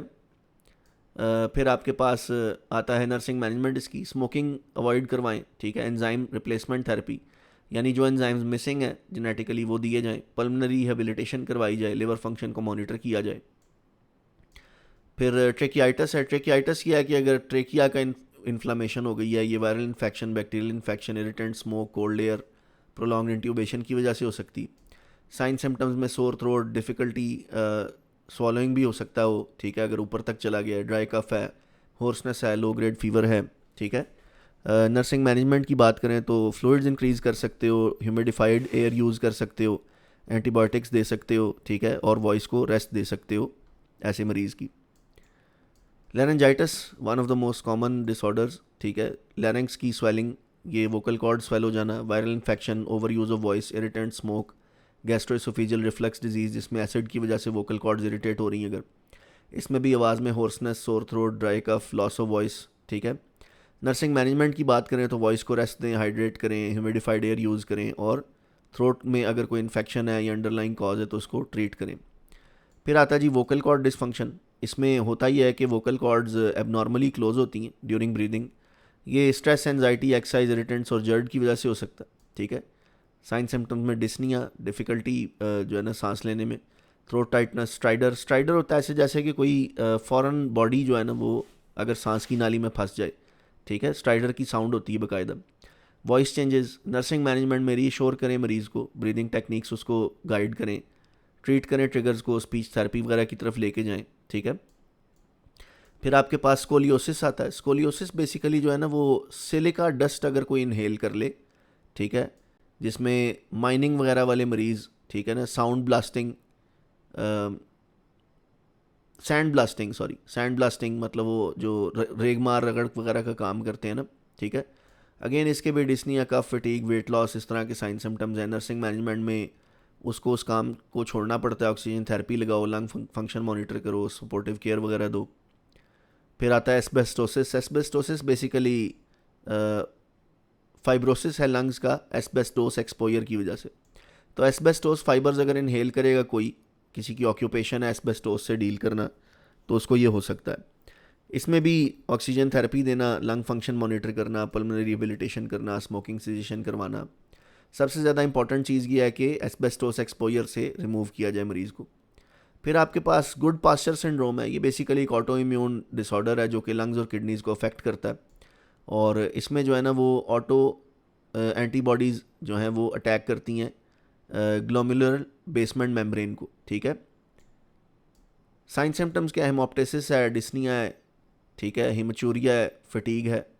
और नर्सिंग मैनेजमेंट में आप इम्यूनोसप्रेसेंट्स देते हैं, स्टीरॉइड्स देते हैं, प्लाज्मा फेरेसिस कराते हैं ऐसे मरीज़ का, यानी वो एंटीबॉडीज़ रिमूव कर देते हैं जो कि मसला कर रही हैं क्योंकि ऑटो इम्यून है ना। रीनल फंक्शन मॉनिटर करते हैं, सपोर्टिव केयर देते हैं, ठीक है। फिर सार्कोइडोसिस आ जाता है, ठीक है। सार्कोइडोसिस और स्कोलियोसिस दो फ़र्क चीज़ें हैं, ठीक है। वो होती थी सिलिका डस्ट से, ये बेसिकली ग्रैन्युलोमास बन जाते हैं लंग्स के अंदर, ठीक है। अननोन कॉज हो सकता है इसका, जेनेटिक प्रीडिस्पोजिशन है, कुछ एनवायरमेंटल ट्रिगर्स हो सकते हैं। साइन सिम्टम्स वही कॉमन है, cough, dyspnoea, chest pain, fatigue. Nursing management में corticosteroids, monitor lung function and calcium. फिर आपका है ऑक्सीजन थेरेपी, पेशेंट एजुकेशन वगैरह देते हैं इसमें, ठीक है। फाइनली आपके पास आ जाता है जी ई सिगरेट एंड वेपिंग। ये बहुत कॉमन है, ई सिगरेट्स, वेप्स जो है ना, आपको पता है कि आजकल मार्केट में ना लोग बहुत ज़्यादा मार्केट करते हैं फ़ैशन के पॉइंट ऑफ व्यू से, ठीक है ना, कि जी फैशनेबल है ये, या मतलब स्टाइल मारने के लिए, ठीक है ना। लेकिन ये कि एक्चुअली ये लंग्स को इंजर करते हैं। वेप में सब्सटेंसेस ऐसे होते हैं, टीएचसी टाइप केमिकल्स या प्रोडक्ट्स होते हैं, एसीटोन बेस्ड केमिकल्स होते हैं जो कि लंग्स को डैमेज करते हैं। शीशा हो गया, ई सिगरेट्स हो गई, ये आपका वेप वगैरह हो गया, ठीक है ना। इससे cough, dyspnoea, chest pain, fever, GI symptoms. फिर नर्सिंग मैनेजमेंट है, वेपिंग स्टॉप कर दो, ऑक्सीजन थेरेपी लगाओ, सपोर्टिव केयर दो, और मरीज़ को एजुकेट करो, ठीक है। अच्छा, असेसमेंट प्रायोरिटीज़ मैं ऑलरेडी बता चुका हूँ, ये चीज़ें असेस करनी होती हैं। चेस्ट एक्सपेंशन प्रॉपर हो रही है, एबीजीज, एसपीओ2, ठीक है, लंग साउंड्स, ये मैंने बताई हैं चीज़ें अभी ना थोड़ी देर पहले। डायग्नोस्टिक टेस्ट की बात करें तो चेस्ट एक्सरे से लेकर जो है ना ब्रोंकोस्कोप तक रेंज है हमारे पास टेस्ट की। सीटी स्कैन करवा सकते हैं लंग्स का, ABGs, पीएफटीज, प्यूटम culture, CBC, BMP. BMP मुझे देखना पड़ेगा क्या होता है बीएमपी, आई चेक, ये मुझे याद करवाना क्लास के बाद। पल्स ऑक्सीमीट्री चेक कर सकते हैं, ब्रोंकोस्कोपी कर सकते हैं, ठीक है, यानी लंग्स को विजुलाइज कर सकते हैं कैमरा से। जनरल इंटरवेंशंस भी मैंने थोड़ी देर पहले बताई हैं, इनको मैं बता चुका हूँ तो ये मैं निकाल रहा हूँ, ठीक है। कॉमन यूज़ होने वाली दवाइयों में ब्रोंकोडायलेटर्स हैं, स्टीरॉइड्स हैं, एंटीबायोटिक्स हैं, एक्सपेक्टोरेंट्स हैं, म्यूकोलिटिक्स हैं, इनको भी डिस्कस करते हैं फार्मा में। बाकी ये भी मैंने बताया है, होंठ नीले पड़ रहे हो, चेस्ट पेन हो रही हो, हेमोप्टाइसिस हो रहा हो, मेंटल स्टेट ऑल्टर हो रही हो, स्वीयर शॉर्टनेस ऑफ ब्रेथ हो तो डॉक्टर से रुजू करना चाहिए, ठीक है। अच्छा, एनक्लेक्स के की पॉइंट्स ये हैं कि हमेशा एबीसीज असेस करें, मॉनिटर करें ऑक्सीजनेशन रेस्पिरेटरी एफर्ट को, अर्ली रेस्पिरेटरी डिस्ट्रेस के साइंस फाइंड आउट कर लें, प्रायोरिटाइज करें सेफ्टी और इन्फेक्शन कंट्रोल को, और सेल्फ मैनेजमेंट और प्रिवेंशन टीच करें पेशेंट्स को। स्मोकिंग अवॉइड करें, सेकेंड हैंड स्मोक भी अवॉइड करें, फुली वैक्सीनेटेड रहें फ्लू की, नमूनिया की, कोविड-19 की। ऐसे मरीज़ों को डील करते वक्त जो कि रेस्पिरेटरी इन्फेक्शंस के साथ हैं, पीपीई यूज़ करें, ठीक है ना। मरीज़ को कहें कि रेगुलर एक्सरसाइज करे, हेल्दी डाइट ले, गुड हैंड हाइजीन मेंटेन करे और मैनेजमेंट सीखे क्रॉनिक डिजीज़ की। बाकी अगर आप अर्ली असेस करना सीख जाते हो, इस टॉपिक को टाइमली इंटरवीन करते हो, पेशेंट को प्रॉपर एजुकेशन दे पाते हो, तो आप जो है वो एग्ज़ाम में भी अच्छा कर पाओगे, ठीक है। अभी हम लोग मूव करते हैं इसकी फार्माकोलॉजी पे, ठीक है। अच्छा, इसकी ना फार्माकोलॉजी में मैं बेसिक आपको बातें बताऊंगा, ठीक है, और जो कॉमन पैरामीटर्स हैं जो आपने देखने होते हैं, क्योंकि ये डिटेल में स्टडी करने वाले हैं, एक एक दवाई को जो है ना वो डिटेल में जाना पड़ता है बिल्कुल ना। तो मैंने इस पे वैसे लिखा तो सब कुछ ही हुआ है, ये आपको चार्ट मिल जाएगा, ठीक है, लेकिन मैं बेसिक आइडिया आपको देता हूँ कि ये जो एनक्लेक्स के हवाले से जो पॉइंट्स हैं ना, ठीक है। अच्छा, यहाँ पर ना जो पहली दवाइयाँ हमारी, ये पहले तो रिकॉग्नाइज़ कर लो कि ये हैं क्या। Beta 1 antagonist, sorry agonist. Agonist का मतलब ये है कि ये काम एनहेंस करने वाली, ठीक है। एल्ब्यूट्रॉल जिसमें सेल्ब्यूटामॉल है, ये ना ट्रॉल ब्यूलिन, ट्रॉल से एंड होती हैं, ठीक है। टर्ब्यूटलिन, ठीक है, लिवर्ब्यूट्रॉल, एल्ब्यूट्रॉल, सेल्मेट्रॉल, फॉर्मेट्रॉल, ठीक है ना। ये बीटा 1 एगोनिस्ट है, यानी ये कि ये लंग्स को डायलेट करती हैं, ठीक है। बीटा रिसेप्टर्स को ये ट्रिगर करती हैं, सॉरी बीटा 2 हैं, और ब्रोंकियल मसल को ये रिलैक्स करती हैं, ब्रोंकोडाइलेशन करती हैं। एस्थमा वगैरह में, सीओपीडी वगैरह में, एक्सरसाइज इंड्यूस्ड ब्रोंकोस्पैज्म में दे सकते हैं ये, ठीक है। एडवर्स इफेक्ट इसका मेनली ये है कि भाई टेकीकार्डिया भी करती हैं, nervousness, headache, hypokalaemia, tremors. Nursing consideration में हार्ट रेट असेस करना, बीपी, पोटेशियम लेवल को, इन्हेलर की करेक्ट टेक्निक टीच करना, ये बहुत इंपॉर्टेंट है। मुंह रिंस करना इन्हेलर के यूज़ के बाद, ये भी इंपॉर्टेंट है, ताकि ये कि कहीं जो है ना वो मरीज़ को वो ना हो जाए जो ओरल थ्रश वगैरह होता है, ठीक है। फिर एंटीकोलिनर्जिक एजेंट्स हैं, इनको एंटी मुस्कारनिक्स भी कहते हैं। एप्राट्रोपियम, थियोट्रोपियम, ग्लाइकोपाइरलेट, ये वो हैं जो कि जो है बेसिकली मुस्कारेनिक रिसेप्टर्स को जो है ना वो ब्लॉक करते हैं। इनसे होता ही है कि ब्रोंको कंस्ट्रक्शन डिक्रीज़ हो जाती है, सिक्रीशन भी डिक्रीज़ हो जाते हैं। जैसे ग्लाइकोपाइरलेट बड़ी कॉमन ड्रग है, ये इंट्रा ऑपरेटिवली भी यूज़ होती है, पोस्ट ऑपरेटिवली भी यूज़ होती है सिक्रीशंस को कंट्रोल करने के लिए। बाकी सीओपीडी में यूज़ हो सकती हैं, अस्थमा में बीटा 2 एगोनिस्ट के साथ प्री ऑप यूज़ कर सकते हैं इसको, ठीक है, सिक्रीशंस यूज़ करने के लिए डिक्रीज़। पोस्ट ऑप भी करते हैं कुछ लोग मरीज़ों में जिनमें बहुत ज़्यादा सिक्रीशन आ रहे हों। फिर ग्लाइकोपाइरलेट यूजुअली जो है ना वो हार्ट रेट को भी बढ़ाने के लिए दे दिया जाता है कई दफ़ा। ये इसका एक साइड इफ़ेक्ट है, हार्ट रेट ऊपर हो जाता है, लेकिन इसको कई दफ़ा थेरेप्यूटिक इफेक्ट के तौर पे भी यूज़ किया जाता है। एंटी मुस्कारनिक एजेंट्स का मसला ये है कि ये माउथ ड्राई करती हैं, ठीक है, यूरिनरी रिटेंशन, कॉन्स्टिपेशन और ब्लड वीएन करती हैं। बाकी ब्रीदिंग साउंड असेस कर सकते हो इस तरह की मेडिकेशन देते वक्त, यूरिनरी रिटेंशन अगर हो रही है उसको मॉनिटर करो। ये ग्लूकोमा कर सकती हैं, और बिनाइन प्रोस्टेटिक हाइपरट्रॉफी, तो उसके लिए भी कॉशन में देते हैं ये। फिर आपके पास आती है मिथाइलजेंथाइंस, ये बेसिकली थियोफाइलिन, अमाइनोफाइलिन कैटेगरी की हैं। ये फॉस्फोडाइस्ट्रेज इनहिबिटर्स होती हैं और साइक्लिक एएमपी को इंक्रीज़ करती हैं, जिसकी वजह से ब्रोंकाइड डायलेट कर जाते हैं, रेस्पिरेटरी सेंटर को भी स्टिमुलेट करती हैं, ठीक है। तो अभी तक हमने जो पढ़ी है ना वो उनमें ब्रोंकोडाइलेटर्स, एंटी मुस्कारनिक्स और मिथाइलजेंथाइंस, ये सारी की सारी सांस खोलने वाली दवाइयाँ, ठीक है। अगर स्टीरॉइड्स की बात करें ना, स्टीरॉइड्स, अच्छा यहाँ पर ना एक बड़ी इंपॉर्टेंट बात लिखी हुई है, थियोफाइलिन लेवल्स जो है ना ये मॉनिटर करने होते हैं, अगर दे रहे होते हैं तो 10 to 20 माइक्रोग्राम पर ml थेरेप्यूटिक है इसके, ठीक है। कैफ़ीन अवॉइड करें, ये टॉक्सिसिटी बढ़ाती, ठीक है, थियोफाइलिन वगैरह के साथ, या ये जो मिथाइलजेंथाइंस इनके साथ। अच्छा, स्टीरॉइड्स क्या है, मेनली एंटी इन्फ्लामेटरी हैं, ये सोन कैटेगरी से एंड हो रहे होते हैं या नाइड कैटेगरी से, जैसे ब्यूडिसोनाइड है, फ्लूटिकासोन है, हाइड्रोकॉर्टिसोन है, प्रेडनिसोन है, ठीक है। तो ये हाइड्रोकॉर्टिसोन तो आईवी होता है, फ्लूटिकासोन और ब्यूसोनाइड जो है ये इनहेल्ड है, प्रेडनिसोन जो है वो ओरल दी जाती है। मैकेनिज्म ऑफ एक्शन मेनली ये इन्फ्लामेटरी मीडिएटर्स को जो है ना वो कर देते हैं, आपके इनहिबिट कर देते हैं, ठीक है। और यूजेस में क्या है कि एस्थमा वगैरह, सीओपीडी, एलर्जिक राइनाइटिस, ठीक है, क्रूप वगैरह जैसी प्रॉब्लम्स के अंदर ये दी जाती हैं। एडवर्स इफेक्ट्स की बात करें, हाइपरग्लाइसीमिया है, वेट गेन है, मूड चेंजेस है, इम्यूनोसप्रेशन है, ऑस्टियोपोरोसिस है लॉन्ग टर्म यूज़ करें तो, क्योंकि ये बोन से कैल्शियम बाहर निकाल लेता है। और नर्सिंग कंसिडरेशंस इसकी ग्लूकोज मॉनिटर करना, क्योंकि हाइपरग्लाइसीमिया करते हैं स्टेरॉइड्स, इसको खाने के साथ देना होता है। अगर ओरल दे रहे हो तो लॉन्ग टर्म थेरेपी है तो फिर टेपर करनी पड़ती है, एकदम से बंद नहीं कर सकते। माउथ रिंस करना होता है अगर आप इनहेलर के तौर पे यूज़ कर रहे हो इन्हें। फिर आती हैं आपके पास मैस्ट सेल स्टेबलाइजर्स, बेसिकली ये एंटी एलर्जिक्स होती हैं, ठीक है। नेडोक्रोमिल है, क्रोमिलॉन है, ठीक है, ये दो टाइप की दवाइयाँ हैं। मेनली ये हिस्टामिन रिलीज़ को बंद करती हैं मास्ट सेल से। एस्थमा में, एक्साइज इंड्यूस्ड एस्थमा में, एलर्जिक राइनाइटिस में दी जाती हैं। Effects throat irritation, cough, bronchospasm rare. Nursing consideration में use before exposure to allergen. अगर वैसे तो एलर्जन के साथ इंटरेक्शन ही कम कर दिया जाए मरीज़ का तो बेस्ट है, लेकिन अगर एलर्जन्स के साथ इंटरेक्शन होना ही होना है तो फिर बिफोर दे सकते हैं। और नॉट फॉर एक्यूट अटैक्स, ये एक्यूट अटैक में काम नहीं आती, ठीक है। ये लॉन्ग टर्म में मरीज़ की जो है ना इम्यूनो मॉड्यूलेटरी एजेंट्स कहते हैं इन्हें, ठीक है। और कंसिस्टेंटली इनको यूज़ करने पर 15 दिन 3 हफ्ते तक जो है ना ये काम करती हैं। इसी तरह ल्यूकोट्राइन मॉडिफायर्स हैं। ल्यूकोट्राइन मॉडिफायर्स जैसे ये मॉन्टिलूकास्ट है, ये इंटरलूकिन 1 इनहिबिटर है, ठीक है। ये बेसिकली ल्यूकोट्राइन रिसेप्टर्स को ब्लॉक करती हैं। ल्यूकोट्राइन रिसेप्टर्स अगर एक्टिव हों तो ये ब्रोंकोकंस्ट्रिक्शन और इन्फ्लामेशन करते हैं। Again asthma, allergic induced asthma, allergic rhinitis में इस्तेमाल है इनका भी। रात को सोने से पहले लेते हैं, इनसे मूड चेंज हो जाता है, not for acute relief again, ठीक है। तो ये भी लॉन्ग टर्म यूज़ है। मूड चेंज, सुसाइडल भी हो जाता है बंदा अगर बहुत लॉन्ग टर्म में यूज़ करे इसको ना। फिर आपके पास डीकंजेस्टेंट्स आते हैं, सूडोएफेड्रीन वगैरह, फिनाइलेफ्रीन, ठीक है। ये बेसिकली उसमें आते हैं फैक्सेड डी वगैरह में। जैसे फैक्सेड डी में ना फेक्सोफेनाडीन HCl और सूडोएफेड्रीन होता है, दोनों दवाइयाँ मिलकर। ये अल्फा रिसेप्टर एगोनिस्ट है। बेसिकली ये वेजो कंस्ट्रिक्शन करते हैं, नेज़ल कंजेशन कम करते हैं, सांस खुल के आता है मरीज़ को। कोल्ड्स में, एलर्जिक राइनाइटिस में, साइनसाइटिस में दिया जाता है। ये हाइपरटेंशन वगैरह इसका साइड इफेक्ट है क्योंकि अल्फा 1 रिसेप्टर एगोनिस्ट है।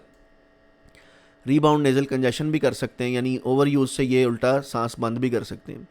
Long term use, nasal less than 3 days, avoid long term use. और monitor heart rate and BP, avoid in hypertension and heart disease. Heart rate भी बढ़ा देती हैं।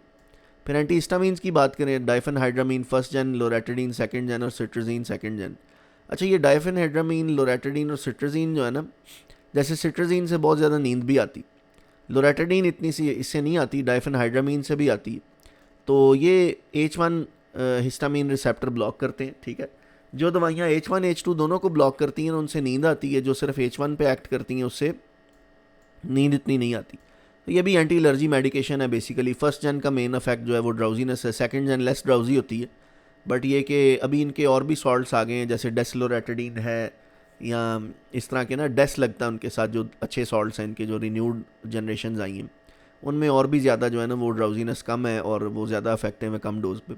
बाकी ऐसी मेडिकेशंस के साथ जो है ना आपको ड्राइविंग वगैरह नहीं करनी होती, जैसे 1st gen एंटी हिस्टामीन्स हैं। अल्कोहल या सेंट्रल नर्वस डिप्रेसेंट्स मत लो क्योंकि ये और ज़्यादा आपको नींद आएगी। एंटी कोलिनर्जिक इफेक्ट्स इनके हैं, ठीक है ना, जैसे ड्राई माउथ होना, ब्लड विजन, यूरिनरी रिटेंशन वगैरह, तो वो मॉनिटर करने होते हैं। एक्सपेक्टोरेंट्स की बात करें तो गुआफेनेसिन है। ये मेनली सिक्रीशंस को बाहर निकालने के लिए इस्तेमाल होते हैं, सिक्रीशंस को थिन करने के लिए। किसी मरीज़ को प्रोडक्टिव कफ हो, ब्रोंकाइटिस, COPD वाले मरीज़ों में दे सकते हैं ये, ठीक है, उनके म्यूकस को थिन करने के लिए। नोजिया, वॉमिटिंग, डिजीनेस जो है इफेक्ट्स हैं इसके एडवर्स। इनकरेज करो फ्लूइड्स के लिए। और ये सप्रेस को कफ नहीं करती बल्कि खांसी करवा कर बलगम को निकलवा देती हैं, ठीक है। लंग साउंड्स वगैरह सुनो, ठीक है। ये वो दवाई है जो कि बेसिकली ज़्यादा खांसी कराने के लिए होती, ठीक है। एक्सपेक्टोरेंट्स खांसी करा के बलगम निकालते हैं। इसी के साथ आ जाते हैं एंटीटसिव्स। एंटीटसिव्स बेसिकली खांसी को सप्रेस करते हैं।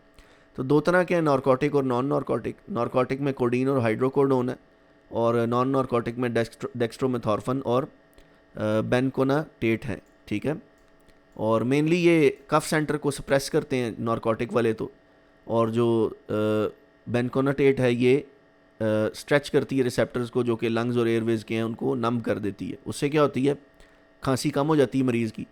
मसला ये है कि नारकोटिक टाइप लोगे तो ड्राउजी होता है बंदा, कॉन्स्टिपेशन होती है, रेस्पिरेटरी डिप्रेशन होता है, डिपेंडेंस भी हो सकती है इस पर। नॉन नारकोटिक लोगे तो ड्राउजीनेस होती है, ठीक है, और अपना डिजीनेस, नोजिया वगैरह हो सकती है। डिपेंडेंस तो नहीं होती नॉन नारकोटिक की, लेकिन ये कि साइड इफ़ेक्ट ओवरऑल सेम ही है। बाकी इनको ना जो डेक्स्ट्रोमेथॉर्फन वगैरह ना, इनको मोनो अमाइन ऑक्सीडेज इनहिबिटर्स के साथ नहीं ले सकते। बेसिकली ये MAOIs जो है ना, ये टाइप है उसकी एंटी डिप्रेसेंट्स की, ठीक है।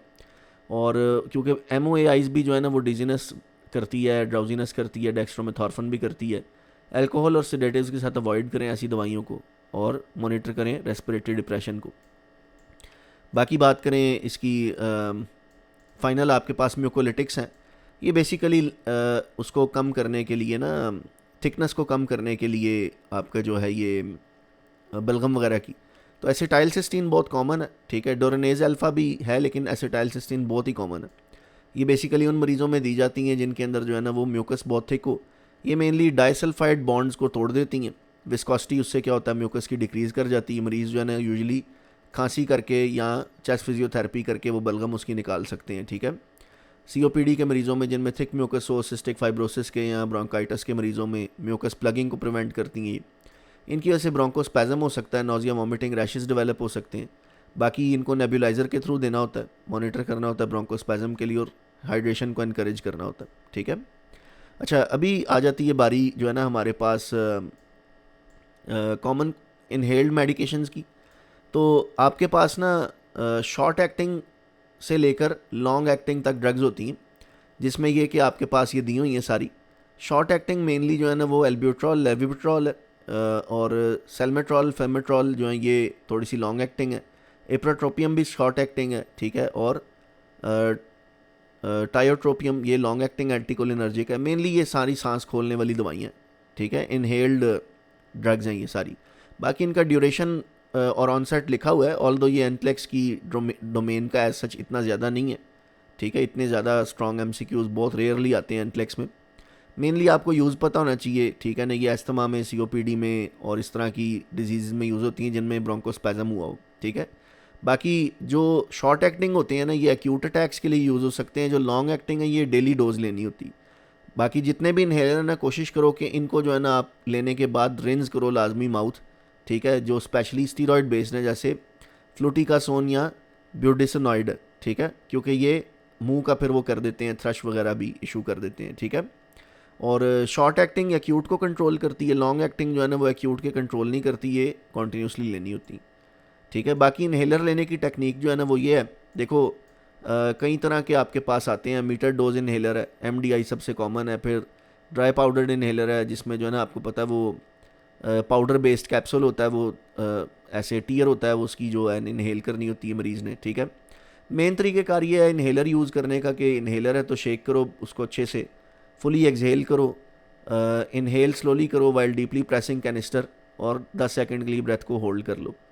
दूसरी साइड पर भी ऐसा ही है, ठीक है, लेकिन बस इनहेल फास्ट करना होता है पाउडर वाले में। और do not use in severe attack, ठीक है। स्वीयर अटैक के लिए यूज़ नहीं होते पाउडर्ड इनहेलर, ये मेनली मेंटेनेंस बेस्ड है। और नेबुलाइज़र जो है ये स्वीयर अटैक के लिए यूज़ होता है, सीधा बिठाते हैं मरीज़ को, नॉर्मली ब्रीथ करने को कहते हैं। फिर स्पेसर है, स्पेसर बेसिकली ये कर देता है कि ड्रग डिलीवरी इंप्रूव करता है और रिड्यूसेस ओरोफेरेंजियल डेपोजिशन। देखो यार, मुंह में डायरेक्ट इनहेलर लगाएगा ना मरीज़, तो होगा ये कि ज़ाहिर है उसके मुंह के अंदर स्टीरॉयड जो है ना जो गिरेगा तो वो वहाँ पर बैठ भी सकता है, एब्जॉर्ब हो सकता है। स्पेस्ड इनहेलर का काम यह है कि स्टीरॉयड मेडिकेशन जो है ना स्पेस्ड इनहेलर में चली जाती है, और मरीज़ फिर क्विकली इनहेल करके एज सच स्टीरॉयड्स मरीज़ की ज़ुबान पर या ओरल कैविटी में नहीं लगते, ठीक है। अच्छा, कुछ इंपॉर्टेंट ड्रग इंट्रैक्शंस हैं, ये आपको पता होने चाहिए। बीटा एगोनिस्ट नहीं देते, ठीक है ना, नॉन सेलेक्टिव बीटा ब्लॉकर्स के साथ, क्योंकि अगर बीटा ब्लॉकर भी दोगे और बीटा एगोनिस्ट भी दोगे तो ये दोनों आपस में काम नहीं करती हैं, ऑपोजिट काम करती हैं। बीटा एगोनिस्ट का काम है सांस खोलना, बीटा ब्लॉकर का काम है, ये नहीं देते एस्थमा के मरीज़ों में ना बीटा ब्लॉकर जो नॉन सेलेक्टिव है। और थियोफाइलिन और सिप्रोफ्लॉक्सासिन आपस में नहीं देते, क्योंकि जो बेसिकली ये सीन कैटेगरी की है ना, सिप्रोफ्लॉक्सासिन, एरिथ्रोमाइसिन, ये थियोफाइलिन लेवल को बढ़ा देती हैं। उसकी वजह से ना रिस्क ऑफ टॉक्सिसिटी बढ़ सकता है। पीछे मैंने बताया ना थियोफाइलिन लेवल्स करवाए जाते हैं। फिर थियोफाइलिन के साथ स्मोकिंग करनी नहीं चाहिए, क्योंकि ये थियोफाइलिन लेवल को डिक्रीज़ कर देती है। MAOIs को डीकंजेस्टेंट्स के साथ नहीं लेते, क्योंकि डीकंजेस्टेंट्स भी BP बढ़ाते हैं, MAOIs भी DPP बढ़ाती हैं, तो हाइपरटेंसिव क्राइसिस हो सकता है मरीज़ को। स्टीरॉइड्स के साथ NSAID नहीं लेते, क्योंकि NSAID बजाते खुद GI ब्लीडिंग का रिस्क बढ़ाती हैं, और स्टीरॉइड्स भी यही करते हैं, ठीक है। पेशेंट की मेडिकेशन के इंटरेक्शंस आपको पता होने चाहिए, ठीक है। अच्छा, कुछ इंपॉर्टेंट चीज़ें, क्या चीज़ें मॉनिटर करनी चाहिए। मरीज़ को टेकिकार्ड या पेल्पिटेशंस मॉनिटर करनी चाहिए अगर बीटा एगोनिस्ट थियोफाइलिन्स और डीकंजेस्टेंट्स दे रहे हो। हाइपोकलीमिया मॉनिटर करना चाहिए बीटा एगोनिस्ट थियोफाइलिन और स्टीरॉइड्स दे रहे हो तो। हाइपरग्लाइसीमिया थियोफाइलिन और कॉर्टिकोस्टेरॉइड्स के केस में। ओरल कैंडिडियासिस हो सकता है मरीज़ को अगर स्टीरॉइड्स इनहेल कर रहा है मरीज़ तो, ठीक है। रेस्पिरेटरी डिप्रेशन ओपियोइड एंटीटसिव्स के टाइम पर, यानी ओपियोइड कफ ब्लॉकर्स दे रहे हो तो एंटीकोलिनर्जिक इफेक्ट्स, एंटीकोलिनर्जिक्स और एंटीहिस्टामीन्स के साथ मॉनिटर करने चाहिए, ठीक है। बाकी जनरल नर्सिंग कंसिडरेशंस मैंने बताई थी। वैक्सीन वगैरह भी लाजमी कराओ, स्मोकिंग सीजेशन करवाओ मरीज़ को, प्रॉपर इनहेलर टेक्निक यूज़ सिखाओ, ठीक है। अच्छा, दूसरा ये कि जो फार्माकोलॉजी है उसमें मेन चीज़ें ये हैं, ड्रग्स की क्लासेस, उनकी एग्जांपल्स, उनके एक्शन, साइड इफ़ेक्ट्स और नर्सिंग इंप्लीकेशंस आपको पता होनी चाहिए। डिफ्रेंशिएट करना आपको आना चाहिए कौन सी ड्रग्स हैं जो कि रेस्क्यू के लिए यूज़ होती हैं और कौन सी मेंटेनेंस ड्रग्स हैं रेस्पिरेटरी की। एयरवे को हमेशा प्रायोरिटाइज़ करो, ब्रीदिंग और ऑक्सीजनेशन को। अर्ली साइंस एडवर्स इफेक्ट्स के आपको रिकॉग्नाइज करने चाहिए मरीज़ को अगर कोई दवाई देते हो तो। और मरीज़ को एजुकेट करो सेल्फ मैनेजमेंट के लिए और साइड इफ़ेक्ट्स के बारे में कि वो उनको क्विकली रिपोर्ट करे, ठीक है। बाकी ये कि ये टॉपिक्स जो है ना वो ज़ाहिर है आपको मल्टीपल रिव्यूज़ से गुजरना पड़ेगा, इनको बार बार मेडिसिन को देखना पड़ेगा, रिपीट करने पड़ेंगे ये टॉपिक्स, फिर आपको जो है ना वो इसकी अंडरस्टैंडिंग बेटर हो सकती है, ठीक है। अभी ये कि किसी का कोई क्वेश्चन है तो मोस्ट वेलकम, मैं आप लोगों के माइक्स ओपन कर रहा हूँ ताकि ये कि आप लोग जो है ना वो अपना क्वेश्चन वगैरह कोई है तो पूछ सकें। हाँ जी,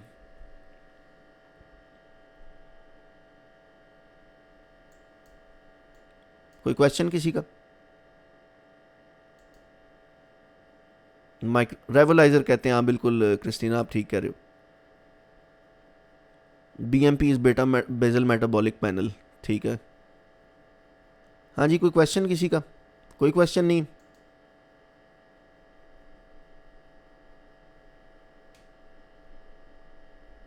अच्छा, एक तो चलो अच्छी बात है क्वेश्चन अगर नहीं है तो, क्योंकि ये टॉपिक इतना मुश्किल नहीं है, थोड़ा डिटेल्ड है डेफिनेटली, ठीक है। लेकिन ये कि टेस्ट जो है ना लाजमी किया करें।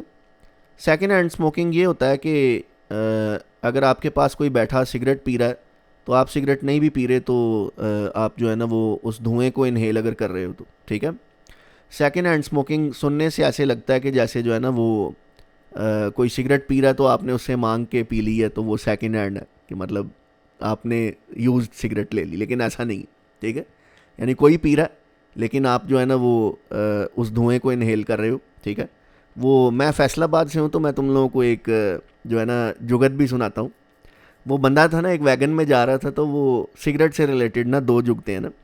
बंदा था वैगन में जा रहा था, तो पंजाबी में मैं खैर सुनाता हूँ, ठीक है। पंजाबी मुझे नहीं पता कितने स्टूडेंट्स को समझ आती है, ठीक है, डिफरेंट रीजन से हैं तो चलो। तो वो वैगन 'ਚ जा ਰਿਹਾ ਸੀ ਤੇ ਉਹਨੂੰ ਕਹਿੰਦਾ यार सिगरेट बंद कर, मेरे सिर 'ਚ दर्द हो रहा। तो दूसरा बंदा अगों कहता है कि यार मैं किहड़ा उच्ची आवाज़ 'ਚ लाया होया, ठीक है। और दूसरा ये कि वो फिर सिगरेट पी रहा था, कहता यार तू सिगरेट मैनू है दे तू नवा ला लै।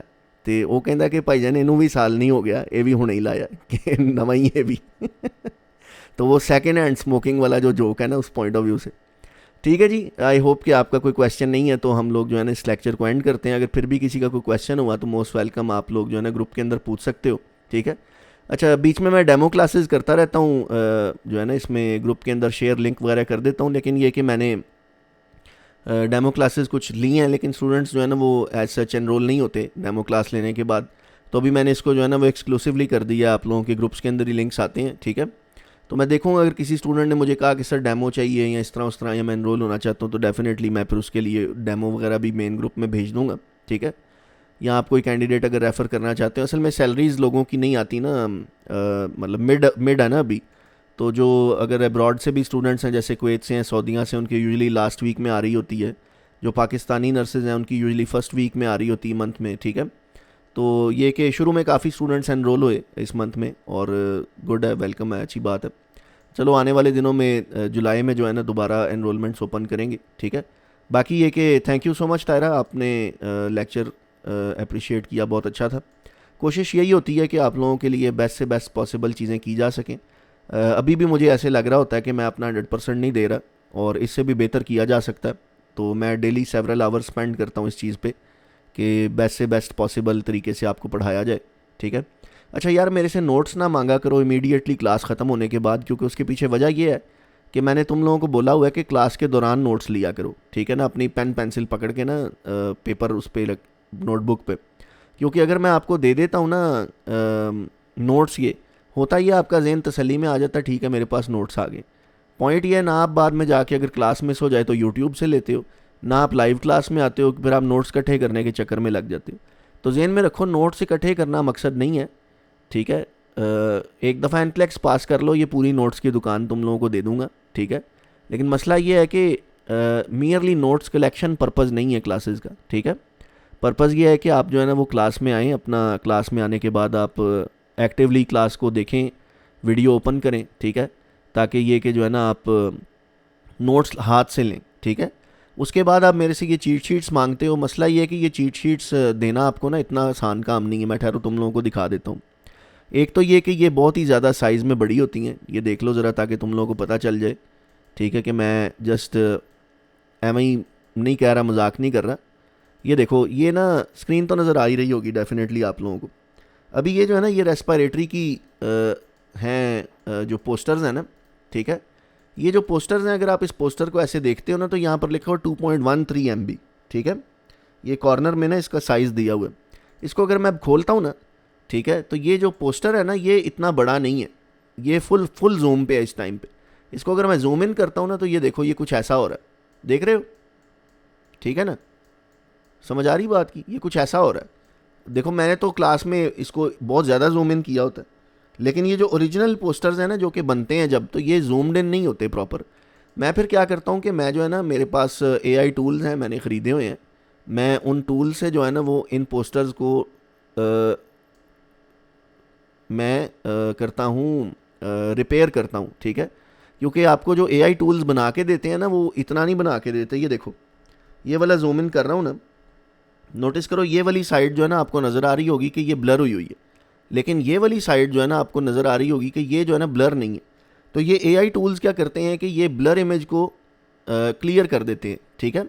फिर मैं जब इसको एक्सपोर्ट करता हूँ ना ऐसे, तो ये देखो ये 6 टाइम्स ज़्यादा साइज़ इसका बढ़ा रहा हूँ मैं, ठीक है। खैर ये तो हो जाती है, मतलब ठीक तो हो जाती है इमेज, ठीक है, यानी 6 टाइम्स ज़्यादा जूम हो जाती है। बट इसके साथ एक प्रॉब्लम आती है, वो प्रॉब्लम मैं आपको ज़रा दिखा दूँ ताकि ये कि आपको पता हो कि नोट्स आप जो एकदम मांगते हो ना मेरे से, वो पॉसिबल नहीं है, ठीक है। और वो गूगल ड्राइव पे ही मैं डालूंगा, मुझे ऑर्गेनाइजेशन का टाइम अभी नहीं मिल रहा, मैं सेवरल चीज़ें इकट्ठी कर रहा होता हूँ, ठीक है। तो ये देखो, अब ये वाली जो तस्वीर है ना, इसको मैं जितना भी जूम कर लूँगा ना ये टियर नहीं हो रही इसके पिक्सल्स, ठीक है। अब मसला ये है कि ये इमेज तो ठीक है, बट ये साइज़ भी तो देखो ना, 50 MB की इमेज है। ये देखो ज़रा, ये 3 तस्वीरें जो है ना ये 128 MB की हैं। अब पॉइंट ये है कि मैं जो है ना ये 128 MB जो है ना वो हर स्टूडेंट को इंडिविजुअली या ग्रुप्स में ऐसे नहीं भिजवा सकता। एक तो ये कि एनरोलमेंट का आपका पॉइंट ख़त्म हो जाता है, क्योंकि जो स्टूडेंट एनरोल्ड है वो डिज़र्व करता है कि उसको इस तरह की हाई क्वालिटी इमेजेस मिलें, ठीक है। अब देखो जैसे कार्डियोवैस्कुलर की मैंने बनाई ना, ये जो आपकी इन्फोग्राफिक्स हैं, ठीक है, अभी देखना इनका साइज़ ज़रा चेक करो, ठीक है। ये वो जूमेबल हैं जो मतलब रिपेयर्ड इमेजेस हैं। अब ये 700 MB की तो जो है ना इमेजेस ही हैं, ठीक है। तो आप एकदम से नोट्स मांगते हो, तो मैं अब बाहर कई दफ़ा घूम रहा हूँ या फ़ोन पे मेरे फ़ोन जस्ट हाथ में है, तो अब मैं 700 MB व्हाट्सएप पे आपको कैसे भेजूँ। दूसरा उधर आपको भी मिलेगा तो आपके फ़ोन की स्टोरेज ऐसे भरती जाएगी। मैं इसको प्रॉपरली गूगल ड्राइव पे डाल के ना एक दफ़ा तो फिर आपको दे दूँगा, ठीक है, मिल जाएंगे आपको, टेंशन ना लिया करो, लीचड़ ना बन जाया करो, ठीक है ना, एकदम से इंशाल्लाह आपको मिलेंगे, ठीक है। और ये है कि नोट्स कलेक्शन छोड़ दो, मेहरबानी तुम लोगों की, ठीक है। गरीब ही रह जाओगे अगर कलेक्ट करते रह जाओगे, पढ़ लो, ठीक है ना। मतलब पता नहीं तुम लोगों को कैसे समझाऊँ मैं, गुस्सा भी आता है तुम लोगों को, प्यार भी आता है, मासूम भी हो, बेवकूफ़ भी हो, ठीक है ना। तो मेहरबानी से पढ़ लो, कलेक्ट नहीं करो नोट्स, कलेक्शन भी हो जाएगी, मैं दे दूंगा, मुझे नहीं चाहिए ये, मैं तो खुद बना रहा हूँ, मैंने क्या रख के करने, ठीक है, तुम लोगों के लिए ही है। तो कोशिश करो कि लाइव लेक्चर लो, लाइव मिस हो गया है तो यूट्यूब से लो, हैंड रिटन नोट्स लो, हैंड रिटन नोट्स लेके वीडियो देख के लेक्चर लेके टेस्ट अटैम्प्ट करो, ये मेन काम करने वाला, ठीक है। बाकी वीक के एंड तक, महीने के एंड तक जो है ना वो मैं नोट्स सबको दे दिया करूँगा, ठीक है। दूसरा मैं देता भी हूँ स्टूडेंट्स को नोट्स, ये डिपेंड करता है कि वो स्टूडेंट्स जो है ना वो किस लेवल के हैं, ठीक है। क्योंकि ये कि देखो अगर फॉर एग्जांपल मैं जो है ना